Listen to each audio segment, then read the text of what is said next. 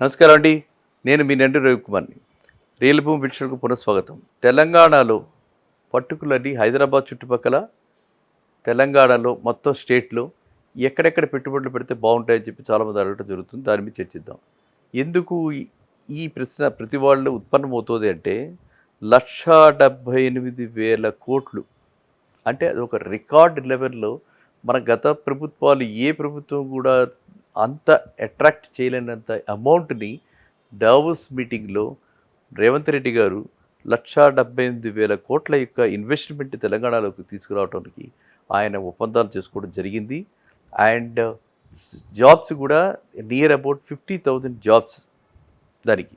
అంటే 50,000 జాబ్స్ అంటే పెద్ద ఫిగర్‌గా మనకు అనిపించకపోయినప్పటికీ, ఎందుకంటే ఇవన్నీ కూడా హై ఎండ్ జాబ్స్ కాబట్టి, ఇవన్నీ కూడా సాఫ్ట్‌వేర్ అండ్ ఫార్మాస్యూటికల్ కంపెనీస్ తోటి కూడినటువంటివి కాబట్టి, ఇట్లాంటి వాటిల్లో జాబ్స్ అంటే ఒకే మల్టీ టాస్కింగ్ చేయగలుగుతారనమాట. అలాంటి వాటిని ఇక్కడికి మనకి అన్నీ కూడా తీసుకొచ్చారు కాబట్టి, ఏ ఏ ప్లేసెస్‌లో ఇట్లాంటి వాటికి రేవంత్ రెడ్డి గారు నా దృష్టిలో ఎక్కడ ఇట్లాంటి పెట్టుబడులు రాబోతున్నాయి అన్న విషయాన్ని మీతో చర్చిద్దాం అనమాట. ఇప్పుడు పర్టికులర్గా మనం చూస్తున్నాము చాలా చోట్ల రేట్లు ఇది వరకటి కంటే కొంచెం స్తబ్దతతో ఉన్నప్పటికీ కూడా గవర్నమెంట్ ల్యాండ్ అంటూ ఉండాలి అక్కడ. ఫస్ట్ థింగ్ గవర్నమెంట్కి ల్యాండ్ ఉండాలి. నెక్స్ట్ ఈ ఎంఎన్సీస్ ఆ గవర్నమెంట్ ల్యాండ్ లేకపోతే ప్రైవేట్ పార్టీల నుంచి ఎక్వైర్ చేసుకోవాలి. ఎక్వైర్ చేసుకోవాలంటే కాంపెన్సేషన్ పే చేయాలి. కాంపెన్సేషన్ పే చేయాలంటే కాస్ట్ ఎక్కువగా ఉన్నప్పుడు వీళ్ళకి పెట్టుబడి ఎక్కువైపోతుంది. కాబట్టి వాళ్ళు ఎక్కడ గవర్నమెంట్ ల్యాండ్ ఉందో అదే వాళ్ళు ఎక్కువ ప్రిఫర్ చేస్తారు. అండ్ మన మనకెవరంటే ఐటీ మినిస్టర్ దుద్దిల్ల శ్రీధరబాబు గారు ఆయన చెప్పడం జరిగింది. 3 ఐటీ సెజ్‌లు రాబోతున్నాయి. 3 ఐటీ సెజ్‌లు కూడా వాళ్ళు ఒక రకంగా చెప్పాలంటే చాలా చక్కగా ప్లాన్డ్‌గా ఒకటి వరంగల్‌లో ప్లాన్ చేస్తున్నారు. ఒకటి ఖమ్మంలో ప్లాన్ చేస్తున్నారు. ఒకటి ఇటు విజయవాడ, నల్గొండ మధ్యన అక్కడ ఒకటి ప్లాన్ చేస్తున్నారు అని చెప్పి చెప్పడం జరిగింది. సో, ఇలాగ 3 కూడా ఎందుకు డైవర్సిఫై చేసి వాళ్ళు 3 డిఫరెంట్ ప్లేసెస్‌లో పెడుతున్నారంటే, మనం చూస్తున్నాము ఏ విధమైనటువంటి ట్రాఫిక్ ఇబ్బందులున్నాయో ఇవాళ అన్నీ కూడా ఒక దగ్గర కేంద్రీకృతం అవటం వల్ల ఎంత ఇబ్బందులకు గురవుతున్నాము. ఒకేసారి ఆఫీసులు రిలీజ్ చేయటం వల్ల అని చెప్పి మనంతా కూడా అది అనుభవిస్తున్నాం కాబట్టి, ఆ అనుభవాన్ని వాళ్ళు తీసుకొని, ఈ విధంగా కాకుండా ఉండాలని చెప్పి 3 డిఫరెంట్ ప్లేసెస్‌లో వాళ్ళు ఇలాంటివి ఐడెంటిఫై చేయటం జరిగింది. క్లస్టర్స్. ఈ క్లస్టర్స్‌లో మనం ఎక్స్‌పెక్ట్ చేయొచ్చనమాట. ఆల్రెడీ మనందరికీ తెలుసు ఏఐసిటీ అనేది మాత్రం ఇది వరకటి ఫార్మా సిటీ ఏరియాలో అంటే కందుకూరు దగ్గర. అదే దానికి దగ్గరగా మనకి స్పోర్ట్స్ యూనివర్సిటీ. ఇవి 2 అటువైపు వస్తున్నాయి. ఇటు ఇంక మనకి ఇటు మనం అనుకున్న సెజ్‌లో అన్న ఇప్పుడు కొత్తవి. మేడ్చర్‌లో ఆల్రెడీ టవర్ ఒకటి కడుతున్నారు. అది ఎప్పటిదో పాతది. అది కూడా కంప్లీట్ అవుతుంది. సో, ఇప్పుడు మనకి ఈ విధంగా గనక స్ప్రెడ్ ఔట్ చేస్తే సిటీలో ట్రాఫిక్ ఈజ్ అయ్యి, ట్రాఫిక్ ఇబ్బందులు ఉండకుండా ఉంటుంది. ఒకటి. నెంబర్ 2 వస్తున్నటువంటి ఎంఎన్‌సీస్‌కి వీళ్ళు తక్కువ రేట్లలో ల్యాండ్ ఇచ్చి, అక్కడ ఈ టవర్స్ వచ్చేలాగా, ఈ సెజ్‌లు వచ్చేలాగా వీళ్ళు ప్లాన్ చేస్తున్నారు. అది ఇప్పుడు ప్లేస్ లైక్ వరంగల్ ఉందనుకోండి. వరంగల్ అంటే నా ఉద్దేశంలో వరంగల్ ఈజ్ లైక్ పూణే, బాంబే మధ్యన ఎలా అయితే ఉందో పూణే, బాంబే లాంటిదనమాట. వరంగల్, హైదరాబాద్. అండ్ రోడ్డు కూడా కనెక్టివిటీ కూడా బాగుంది. ట్రైన్ ఫెసిలిటీ ఎప్పటినుంచో ఉంది. కాబట్టి వరంగల్ ఎక్స్టెన్షన్ ఆఫ్ హైదరాబాద్. హైదరాబాద్ ఎక్స్టెన్షనే వరంగల్. సో, అది దూరము వేరే ప్లేస్ అనేది కాదు. టైర్ 2 కింద కూడా మనం తీసుకోకూడదు. వరంగల్‌లో అన్ని హంగులు ఉన్నాయి వరంగల్‌లో. అండ్ వరంగల్‌లో చాలా చక్కటి అంటే మనకు ఈ విధంగా హౌసింగ్ కూడా మనకి ఆల్రెడీ కావాల్సినటువంటి వసతులతోటి హౌసింగ్ కూడా అక్కడ ఉన్నాయి.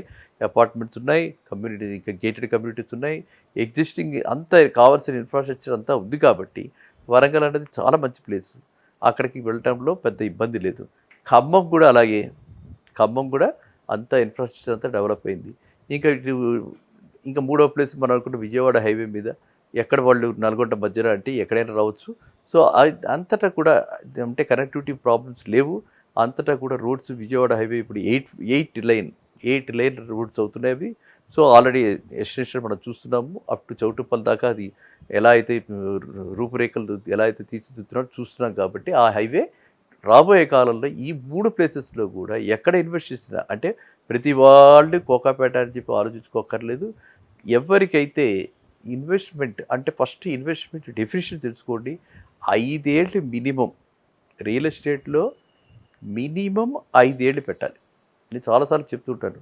5 ఏళ్ళు అనేది నథింగ్ అనమాట. 5 ఏళ్ళు మినిమమ్ పెట్టాలి.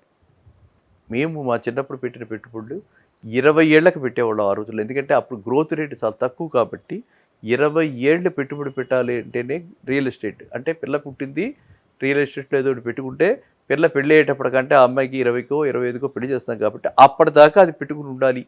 అరే! మీ పిల్ల పెళ్ళికి కొనుక్కోరా అని ఆ విధంగా మా చేత పెద్దలు కొనిచ్చారనమాట. సో, ఆ రోజుల్లో అంత స్లోగా ఉండేది గ్రోత్. అలాంటిది ఇప్పుడు ఈ గ్రోత్ గవర్నమెంట్లు మారటం గానీ, సేమ్ గవర్నమెంట్ ఉన్నా గానీ, గ్రోత్ హారిజన్స్ గ్రోత్ ఎక్కడికక్కడ గ్రోత్ సెంటర్స్ తయారు చేస్తున్నారు కాబట్టి, ఒకప్పుడు అన్ని హ్యాబిట్స్‌లో ఉంటే ఇప్పుడు అంతటా ఉన్నాయి.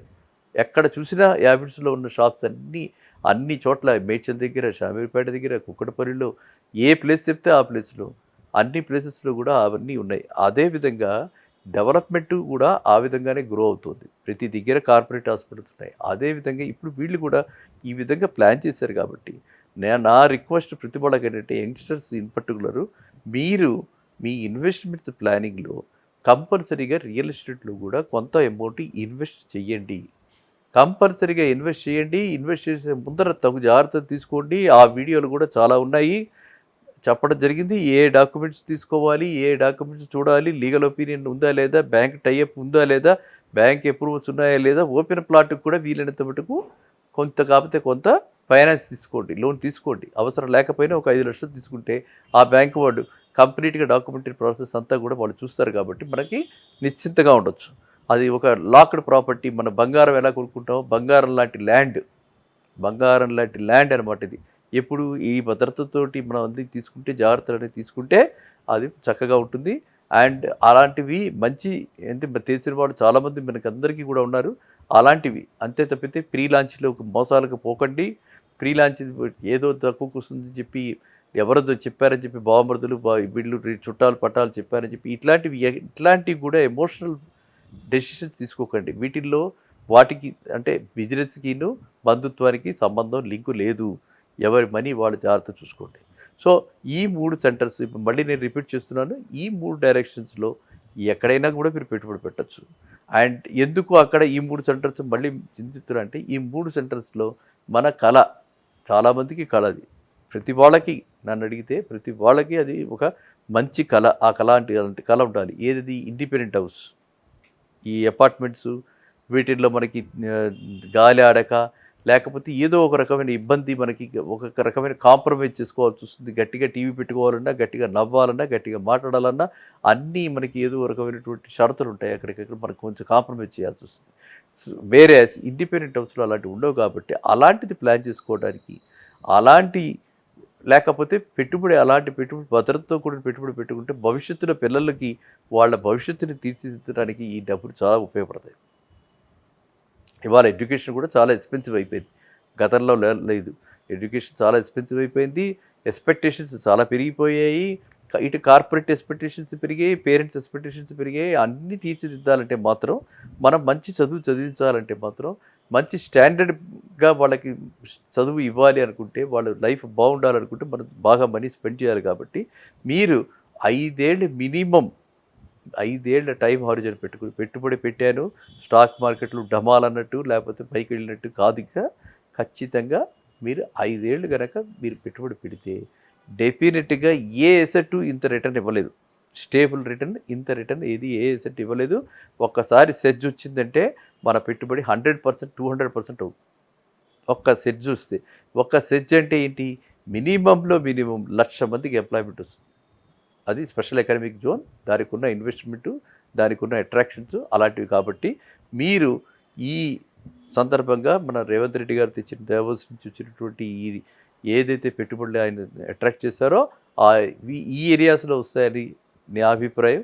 కాబట్టి మీరు ఎక్కడైనా సరే right from Srisailam highway Kandukur or Vijayawada highway మీద ఎక్కడైనా సరే చౌటుప్పల్ దాకా ఎక్కడైనా 55 కిలోమీటర్స్ చౌటుప్పల్ ఫ్రమ్ సెంటర్. అదే రామోజీ ఫిల్మ్ సిటీ నుంచి 25, హయత్ నగర్ లేకపోతే ఎల్బీ నగర్ నుంచి అయితే 45. ఎక్కడైనా సరే అటువైపు అయినా సరే లేదు బాంబే హైవే మీద అయినా సరే ఈ వరంగల్ హైవే మీద చాలా తక్కువ రేట్లో ఉన్నాయి. వరంగల్ హైవే మీద అయినా సరే బీబీ నగర్ దగ్గర కొనండి, నిమ్స్ దగ్గర కొనండి. ఎక్కడ కొన్నా సరే పెట్టుబడి మాత్రం ఖచ్చితంగా ఈ టైంలో పెట్టుబడి పెట్టుకోవడానికి ఇదే సరైన సమయం. దీనిలో నిస్సందేహంగా టోకా లేదు. ఏ ఇంక ఎక్కడైనా సరే ఏదైనా మనం అనుమానించొచ్చు కానీ ల్యాండ్ అనేది లిమిటెడ్ క్వాంటిటీ కాబట్టి ల్యాండ్‌కి ఎప్పుడు డిమాండ్ ఉంటుంది. ఖచ్చితంగా బావుంటుంది కాబట్టి bother only about location, promoter, project అంతే. మనకు కావాల్సింది మంచి ప్రాజెక్ట్‌లో ఇన్వెస్ట్ చేసి అందరూ కూడా లబ్ధిదారులు కండి. మళ్ళీ కలుద్దాం నెక్స్ట్ వీడియో. నమస్కారం.